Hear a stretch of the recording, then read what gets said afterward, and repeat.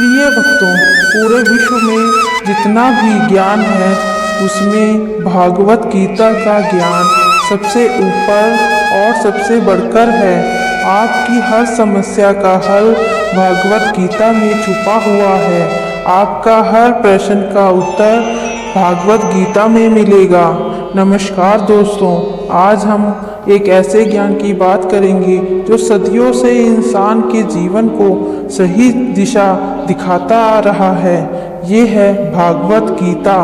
गीता सिर्फ एक ग्रंथ नहीं बल्कि जीवन जीने की कला है। इस गीता में भगवान श्री कृष्ण ने अर्जुन को जीवन के हर पहलू का सार बताया है। जब हम जीवन में संकट, भरम और दुख से घिरे होते हैं, तब जीवन के हर मोड़ पर अंधेरा होने लगे, जब अपने ही पराये लगने लगे और जब दिल कहे कि अब आगे कुछ नहीं बचा, तब एक दिव्य आवाज आती है श्री कृष्ण की। आइए सुनते हैं भागवत गीता का संपूर्ण सार श्री कृष्ण की दृष्टि से, कर्म और आत्मा के ज्ञान के साथ। शुरुआत होती है कर्म योग से। श्री कृष्ण कहते हैं, तुम्हारा अधिकार केवल कर्म पर है, फल पर नहीं। इसलिए कर्म करते रहो, फल की चिंता मत करो। जीवन का सबसे बड़ा भ्रम यही है कि हम परिणाम की चिंता करते करते कर्म करना ही भूल जाते हैं। फिर आता है ज्ञान योग, जहाँ श्री कृष्ण कहते हैं, जो व्यक्ति मोह माया और अहंकार से ऊपर उठ जाए वही सच्चा ज्ञानी है। हम सोचते हैं कि जो ज़्यादा पढ़ा लिखा है वही ज्ञानी है, लेकिन गीता कहती है ज्ञानी वह है जो सच्चाई को जानता है और अहंकार से मुक्त है। इसके बाद आता है भक्ति योग। श्री कृष्ण कहते हैं, जो व्यक्ति सच्चे मन से मेरी शरण में आता है, मैं उसका कभी त्याग नहीं करता। भक्ति का अर्थ सिर्फ मंदिर जाना नहीं है, बल्कि मन, वचन और कर्म से भगवान को याद करना है। जो भी कार्य तुम करते हो, जो भोजन तुम खाते हो, जो तपस्या तुम करते हो, वह सब मुझे अर्पित करो। गीता कहती है, हर इंसान का जन्म किसी विशेष उद्देश्य के लिए हुआ है। जब तक वह उद्देश्य पूरा नहीं होता, जीवन अधूरा रहता है। तुम केवल एक पात्र हो। इस ईश्वर नाटक में निर्देशक भगवान हैं। जो हुआ है अच्छा हुआ, जो हो रहा है वो भी अच्छा है, जो होगा वह भी अच्छा होगा। इन शब्दों में श्री कृष्ण जीवन की सबसे बड़ी सच्चाई कह देते हैं। आज तुम जिस दुख में हो वही कल तुम्हारी ताकत बनेगा। इसलिए मत रो, मत रुको, बस चलते जाओ। मौत एक परिवर्तन है, अंत नहीं। शरीर खत्म होता है, आत्मा नहीं। श्री कृष्ण समझाते हैं कि जो इस सत्य को जान लेता है उसके लिए जीवन का कोई भ्रम नहीं रहता। तब वह अपने कर्म से कभी नहीं डरता और ना ही हार से। श्री कृष्ण की सबसे शक्तिशाली बात आती है जब वह कहते हैं, उठो अर्जुन, यह युद्ध तुम्हारा नहीं धर्म का है। और जब धर्म खतरे में हो तो चुप रहना अधर्म है। आज हमारे जीवन में युद्ध चल रहा है, निराशा और आशा का, अंधेरे और उजाले का, अहंकार और आत्मा का। हर दिन पर एक कुरुक्षेत्र में होते हैं, जहाँ पर निर्णय लेना पड़ता है, सही क्या गलत क्या। और ऐसे समय में श्री कृष्ण की गीता हमें राह दिखाती है। मन ही मनुष्य का मित्र है और मन ही उसका शत्रु। अगर तुमने अपने मन को जीत लिया तो तुम्हें कोई नहीं सकता, लेकिन अगर मन ही भटक गया तो बाहरी दुनिया की कोई ताकत तुम्हें बचा नहीं सकती। गीता का सार केवल एक किताब में नहीं बल्कि जीवन जीने को हर पल में है। जहाँ तुम अकेले होते हो, टूटे होते हो, लेकिन फिर भी आगे बढ़ने का साहस करते हो। श्री कृष्ण ने अर्जुन को रास्ता दिखाया, लेकिन चलना अर्जुन को खुद ही पड़ा। ठीक वैसे ही जिंदगी में भी भगवान हमें रास्ता दिखाते हैं, लेकिन चलना हमें खुद पड़ता है। गीता यही सिखाती है, कर्म करो लेकिन फल की चिंता मत करो। जो होगा वो सही समय पर मिलेगा। अपने कर्म करते जाओ, फल की चिंता मत करो। हर इंसान की जिंदगी में कई बार ऐसा समय आता है जब वो ये सोचने लगता है कि जो मेहनत मैं कर रहा हूँ उसका फल मिलेगा भी या नहीं। लेकिन भागवत गीता सिखाती है कि हमें बस अपने कर्म पर ध्यान देना चाहिए, ना कि उसके परिणाम पर। जब हम फल की चिंता करते हैं तब हम अपने वर्तमान को खो बैठते हैं। उदाहरण के तौर पर एक किसान को देखिए, वो बीज बोता है, पानी देता है, खाद डालता है, लेकिन क्या वो हर दिन जाकर देखता है फल आया है या नहीं? वो धैर्य रखता है। उसी तरह हमें भी अपने काम पूरी ईमानदारी, निष्ठा और बिना किसी लालच के करना चाहिए। जब हमें निष्काम भाव से काम करते हैं तो हमारा मन शांत रहता है और आत्मा प्रसन्न होती है। आत्मा अमर है। हम सब अपने शरीर को ही अपनी पहचान मान लेते हैं, लेकिन गीता हमें सिखाती है कि असली में यह शरीर नहीं बल्कि आत्मा है। आत्मा न कभी जन्म लेती है न कभी मरती है, वह शाश्वत है, यानी हमेशा रहने वाली। जब यह सच्चाई हमें समझ में आ जाती है तो जीवन और मृत्यु का डर खत्म हो जाता है। सोचिए, अगर कोई डर ही न रहे तो हम कितना मुक्त महसूस करेंगे। शरीर तो एक वस्त्र की तरह है जो समय आने पर बदल जाता है, लेकिन आत्मा हमेशा अमर है, हमेशा जीवित रहती है। मृत्यु एक सत्य है, मृत्यु जीवन का एक हिस्सा है, लेकिन हम उसे हमेशा एक डर के रूप में देखते हैं। गीता कहती है कि अंत की जैसे हम पुराने कपड़े छोड़कर नए पहनते हैं, वैसे ही आत्मा एक शरीर से दूसरे शरीर में जाती है। मृत्यु को शौक का कारण नहीं मानना चाहिए, क्योंकि यह एक परिवर्तन है, ना कि अंत। यदि कोई प्रियजन इस दुनिया से चला भी गया तो वह आत्मा के रूप में कहीं और है। हमें उसका सम्मान करते हुए आगे बढ़ना चाहिए। योग समत्व योग उच्यते। सच्चा योग क्या है? गीता कहती है समत्व योग उच्यते, यानी सुख दुख, लाभ हानि, जय पराजय, इन सब में जो समान भाव रखता है वही सच्चा योगी है। जब हम हर परिस्थिति को एक जैसा स्वीकार करना सीख लेते हैं तभी हम असली शांति को पा सकते हैं। उदाहरण के तौर पर देखिए, जब कोई परीक्षा में फेल हो जाए तो दुखी हो जाता है और पास हो जाए तो खुशी से झूम उठता है, लेकिन एक सच्चा योगी इन दोनों को समान मानता है, क्योंकि उसे पता है कि हर अनुभव कुछ सिखाने आता है। क्रोध से भ्रम पैदा होता है। क्रोध एक ऐसी आग है जो पहले खुद को जलाती है और फिर दूसरे को। जब हमें गुस्सा आता है तो हमारे विवेक करना बंद कर देता है। हम जो निर्णय लेते हैं वो गलत होते हैं, जो शब्द बोलते हैं वो कड़वे होते हैं और जो कर्म करते हैं वो हानिकारक होते हैं। गीता सिखाती है कि क्रोध से मोह पैदा होता है और मोह से स्मृति के भ्रम से बुद्धि नष्ट होती है, और जब बुद्धि नष्ट हो जाती है तब जागृति का पतन निश्चय ही होता है। इसलिए क्रोध को नियंत्रित करना आत्मनियंत्रण का पहला चरण है। जब हम क्रोध पर विजय पाते हैं तभी हम सही निर्णय ले पाते हैं, अपने रिश्ते बचा पाते हैं और अपने जीवन को सही दिशा दे पाते हैं। शांत रहकर सोचने वाला व्यक्ति ही सच्चे अर्थ में शक्तिशाली होता है। इसलिए क्रोध को खुद पर हावी ना होने दें, वरना वो आपको ही नष्ट कर देगा। ज्ञानी और अज्ञानी में फर्क होता है।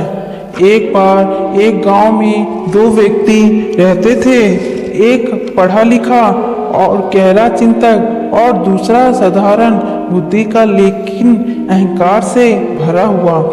जब गांव में अकाल पड़ा, लोग परेशान हुए, आशा छोड़ बैठे। अज्ञानी व्यक्ति हर रोज हाय हाय करता, दूसरे को कोसता, ईश्वर को दोष देता, पर ज्ञानी व्यक्ति एक पेड़ के नीचे शांत बैठा रहा।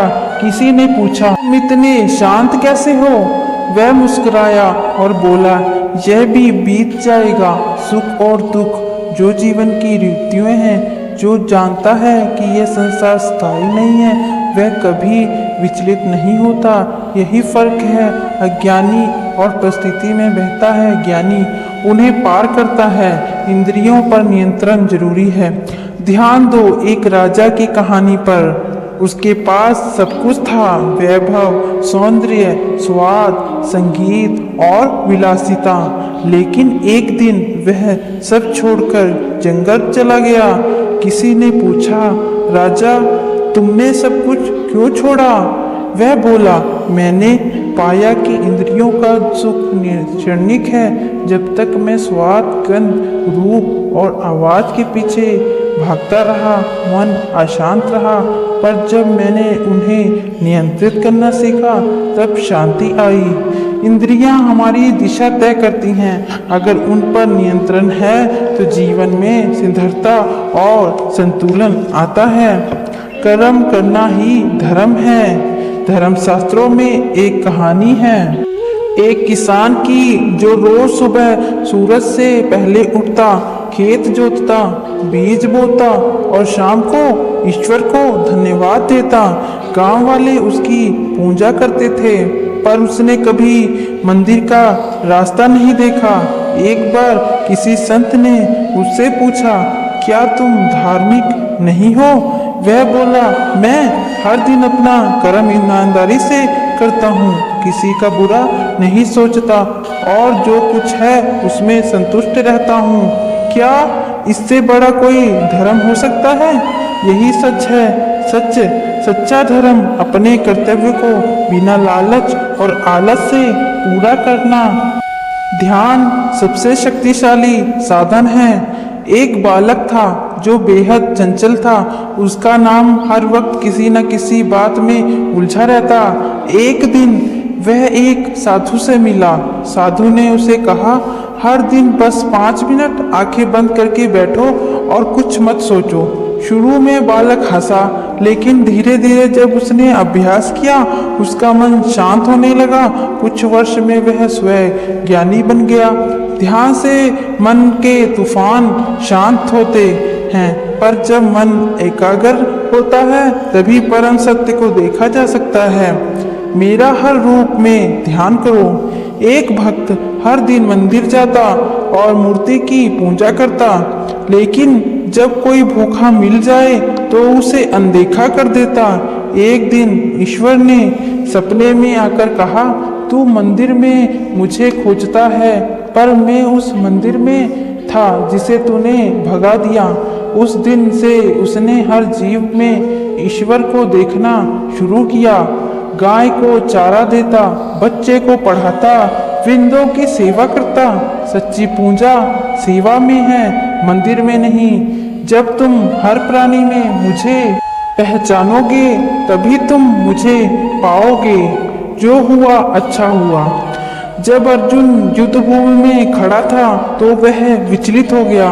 उसने श्री कृष्ण से कहा, मुझे यह सब क्यों सहना पड़ रहा है? कृष्ण ने शांत होकर कहा, अर्जुन जो हुआ वह ठीक होगा। जीवन की हर घटना एक योजना का हिस्सा है जो तुम्हें वहां ले जा रही है जहां तुम असल में हो। आज जो दुख लग रहा है वही कल तुम्हारी ताकत बनेगा। अहंकार को त्यागो।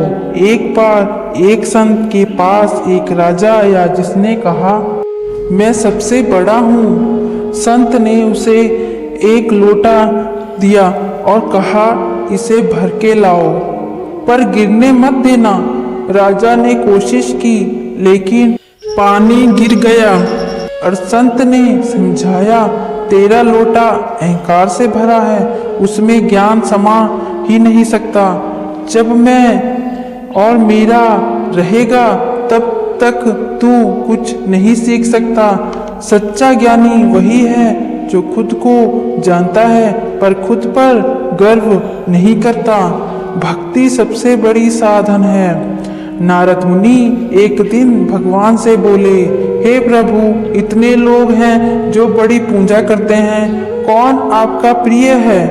भगवान मुस्कुराए और कहा, जो मेरा नाम को प्रेम से याद करता है वह मुझे सबसे प्रिय है। तभी उन्होंने दिखाया एक वृद्ध स्त्री को जो झोपड़ी में बैठी थी और सिर्फ राम राम कह रही थी। भक्ति का अर्थ है सच्चे मन से स्मरण, प्रेम से जुड़ाव, ना ही माला, बस एक सच्चा दिल चाहिए। दूसरों की सेवा सबसे बड़ा पुण्य है।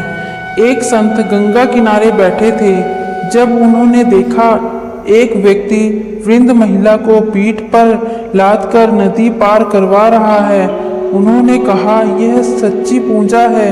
जो अपने सुख को छोड़कर दूसरों के लिए कुछ करता है वह ईश्वर का प्रिय बन जाता है। सेवा आत्मा को उजाला देती है। जो दूसरों का दर्द महसूस करता है वही सच्चा इंसान होता है। सच्चा ज्ञान आत्मा को जानना है। शरीर मिट्टी है, आत्मा अमर है। एक बार एक युवक खुद को सुंदरता पर गर्व करता था, पर एक दुर्घटना में वह अपाहिज हो गया। धीरे धीरे वह समझ गया कि असली शक्ति शरीर में नहीं, आत्मा में है। उसने जीवन को नए दृष्टिकोण से देखा। अब वह लोगों को प्रेरणा देता है। तुम यह समझ जाओगे कि तुम शरीर नहीं हो बल्कि आत्मा हो, तब तुम खुद को जान पाओगे और यही सच्चा ज्ञान है। हर चीज बदलती है। रीमा एक साधारण लड़की थी जो अपने जीवन में संघर्ष से थक चुकी थी। उसे लगता था कि उसका बुरा समय कभी खत्म नहीं होगा। घर की आर्थिक स्थिति खराब, रिश्ता में दरारें थी और मन में बेचैनी थी। लेकिन एक दिन उसकी दादी की बातें रीमा के दिल में उतर गई। उसने खुद को संभाला, मेहनत शुरू की और कुछ ही सालों में अपनी जिंदगी को बदल दिया।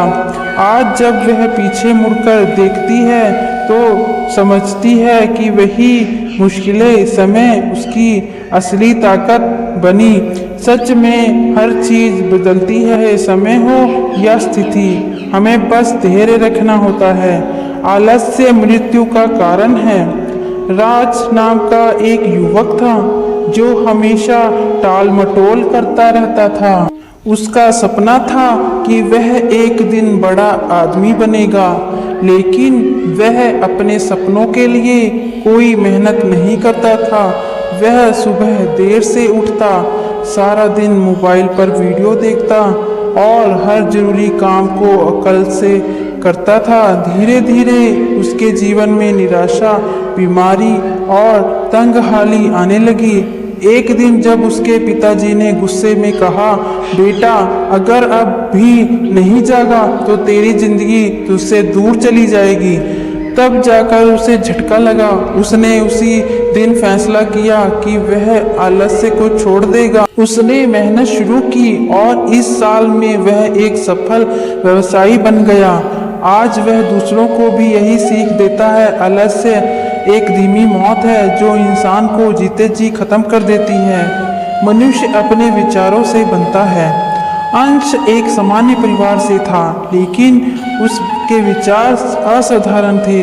जब उसके पास लोग हमेशा नकारात्मक सोचते थे, एक बार उसके शिक्षक ने कहा, अंश, तुम्हारा सोचने का तरीका तुम्हें अलग बनाता है। जैसा इंसान सोचता है वैसा ही बनता है। यही सोच अंश को जीवन में आगे ले गई। उसने कई असफलताएं देखी, लेकिन उसका सकारात्मक सोच उसे कभी टूटने नहीं दिया। समय के साथ उसने अपनी शुरू की और सैकड़ों लोगों को रोजगार दिया। उसके जीवन की सफलता की जड़ें उसी विचार में थी। अपने मन को सकारात्मक रखना, विचार ही इंसान की असली पहचान होती है। मेरा भक्त कभी नहीं डूबता। राहुल एक नौजवान था जो हर काम से पहले भगवान को याद करता था। वह हर रोज प्रार्थना करता, लेकिन जीवन में उसे बहुत संघर्ष का सामना करना पड़ा। लोग मजाक उड़ाते कि भगवान को मानकर भी इसकी हालत खराब है, पर राहुल कभी नहीं डगमगाया। उसने मेहनत की और खुद पर और भगवान पर भरोसा रखा। कुछ सालों बाद जब उसकी मेहनत रंग लाई, उसकी कहानी पूरे शहर में चर्चा का विषय बनी। तभी सब लोग कहने लगे, भगवान ने इसे कभी छोड़ा ही नहीं था। सच यही है, जो सच्चे मन से भगवान को पुकारते हैं वह कभी नहीं डूबते। ईश्वर उसे हमेशा बचाते हैं, चाहे देर से ही सही। सच्ची श्रद्धा ही सच्चा धर्म है। एक मंदिर में दो पुजारी थे, एक दिखावे में माहिर और दूसरा सच्ची भक्ति में लीन।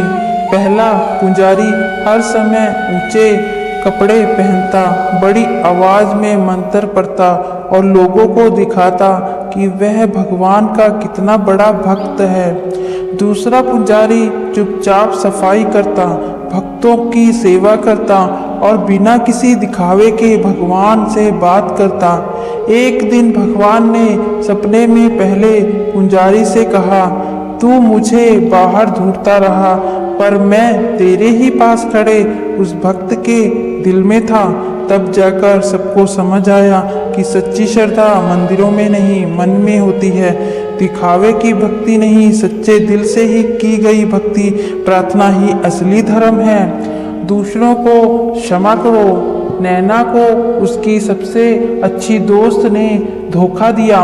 वह टूट गई थी, बदले की आग में जल रही थी। लेकिन एक दिन उसकी माँ ने कहा, अगर बदले में तूने भी कहीं वही किया तो फर्क क्या रहेगा। तुम दोनों में ये बात उसके दिल में उतर गई। उसने माफ कर दिया और उस दिन पहली बार उसका मन हल्का हुआ। वर्ष बाद वही दोस्त नैना के पास आई, रोते हुए माफ़ी मांगी और बोली, तूने मुझे माफ़ करके खुद को ऊंचा कर लिया। माफ़ करना कमजोरी नहीं, सबसे बड़ी ताकत होती है। जब हम दूसरे को माफ़ करते हैं तब असल में हम खुद को शांति देते हैं। सत्य कभी नहीं डरता। मन एक ईमानदार असफल था। उसकी ईमानदारी के कारण उसे कई बार झूठे आरोपों का सामना करना पड़ा, ट्रांसफर झेले, अपमान सहा, लेकिन उसे कभी झूठ का साथ नहीं दिया। हुआ तब अमन की सच्चाई सबके सामने आई। उसे राष्ट्रीय सम्मान मिला। लोग कहने लगे, सच को जीतने भी पर्दे में छुपा लो, एक दिन वह खुद सामने आ जाता है। झूठ चाहे इतना भी ताकतवर हो, पर अंत में जीत सच्चाई की ही होती है। धैर्य रखो, समय बदलता है। नेहा एक गरीब घर की लड़की थी जिसे आईएएस बनने का सपना देखती थी। वह दिन रात मेहनत करती, पर हर साल असफल हो जाती। परिवार और समाज ताने मारते, लेकिन उसकी माँ हर बार कहती, धैर्य रख बेटी, भगवान देख रहा है। आखिरकार 5वें प्रयास में उसका चयन हुआ और वह गांव की पहली आईएएस बनी। उसकी कहानी सबसे बड़ी मिसाल बन गई। यह सिर्फ उसके धैर्य की जीत थी। समय जरूर बदलता है, पर उसे बदलने के लिए इंतजार और मेहनत करना पड़ता है। न्याय के लिए लड़ो। रघु का गांव भ्रष्ट नेताओं और गुंडों की गिरफ्त में था। हर कोई डर के साए में जी रहा था, लेकिन रघु ने चुप बैठने से मना कर दिया। उसने गांव वालों को इकट्ठा किया, आंदोलन किया और अंत में कानून के जरिए उन गुंडों को जेल पहुंचाया। शुरू में सब डरते थे, लेकिन रघु के साहस ने उन्हें नई राह दी। धर्म की रक्षा की के अन्याय के खिलाफ खड़ा होना जरूरी था। जो अन्याय देखकर भी चुप रहता है वह भी दोषी होता है। अपने अंदर की आवाज सुनो। किरण एक सफल डॉक्टर थी, लेकिन अंदर से खाली महसूस करती थी। उसे लगता था कि वह कुछ समय अधूरा महसूस कर रही है। एक दिन वह ध्यान में बैठी और खुद से पूछा, मैं क्या सच में यही करना चाहती थी? तभी उसे बचपन का सपना याद आया। वह लेखिका बनना चाहती थी।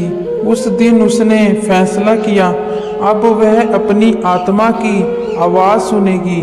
उसने लिखना शुरू किया और कुछ सालों में वह एक मशहूर लेखिका बन गई। कभी कभी बाहरी असफलता से ज़्यादा जरूरी होता है अपनी आत्मा की आवाज़ सुनना, जो हमें हमारे असली उद्देश्य की ओर ले जाती है।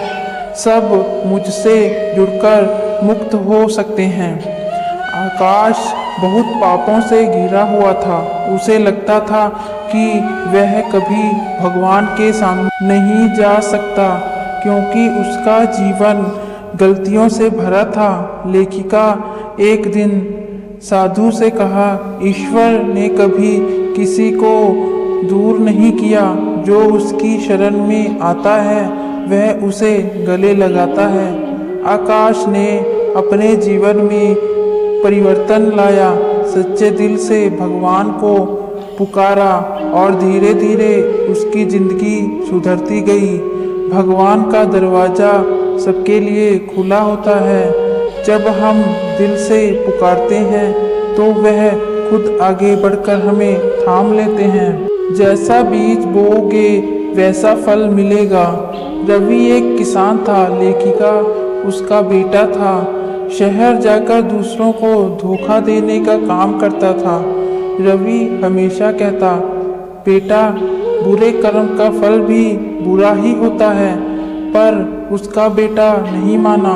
कुछ सालों में उसका कारोबार डूब गया और सबने उसे मुंह मोड़ लिया। तब उसे पिता की बात याद आई।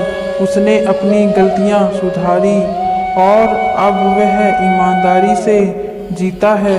जैसे बीज बोया जाता है वैसा ही फल मिलता है। जीवन भी यही नियम मानता है। ममता मोह को त्यागो। सीमा अपनी बेटी से बहुत अधिक जुड़ी हुई थी। वह हर काम में उसकी चिंता करती, उसे स्वतंत्र नहीं छोड़ती थी। नतीजा यह हुआ कि बेटी असहाय और निर्भर बन गई। एक दिन एक साध्वी ने सीमा से कहा, ममता अच्छी बात है, लेकिन अंधा मोह नहीं। अगर तुम अपनी संतान से सच में प्रेम करती हो तो उसे उड़ने दो। यह बात सीमा के मन को छू गई। उसने बेटी को आज़ादी दी और वो बेटी विदेश जाकर एक बड़ी वैज्ञानिक बनी। सच्चा प्रेम बांधता नहीं, आज़ाद करता है। मोह को त्यागो, तभी सच्चा सुख मिलेगा। स्वधर्म पालन ही सच्ची पूंजा है। विवेक पढ़ाई में कमजोर था, लेकिन उसे चित्रकारी का शौक था। सब लोग उसे इंजीनियर बनाने का दबाव डालते, लेकिन उसके गुरु ने कहा, जो तुम्हारा स्वभाव है वही तुम्हारा धर्म है। विवेक ने सबकी बातों को नज़रअंदाज कर अपने दिल की सुनी और एक दिन एक नामुमकिन कलाकार बन गया। दूसरों का रास्ता अपनाने से अच्छा है अपने मार्ग पर चलो, चाहे वो कठिन ही क्यों ना हो। यही सच्चा धर्म है। हर परिस्थिति में प्रभु पर विश्वास रखो। नंदिनी की जिंदगी में एक समय ऐसा आया जब सब कुछ खत्म सा लगने लगा। उसका प्यार चला गया, नौकरी छूट गई और घर में भी कलह हो गई, लेकिन उसने खुद को मजबूत बनाते हुए कहा, भगवान ने कुछ अच्छा सोचा होगा। नई शुरुआत की और कुछ ही सालों में सब कुछ पहले से बेहतर हो गया। आज वो जब अपनी कहानी सुनाती है तो सबसे पहले कहती है, हर परिस्थिति में प्रभु पर विश्वास रखो, क्योंकि वो कभी तुम्हारा बुरा नहीं सोचता। जय श्री कृष्ण। धन्यवाद, आपने इस पूरी गीता यात्रा में मेरे साथ समय बिताया।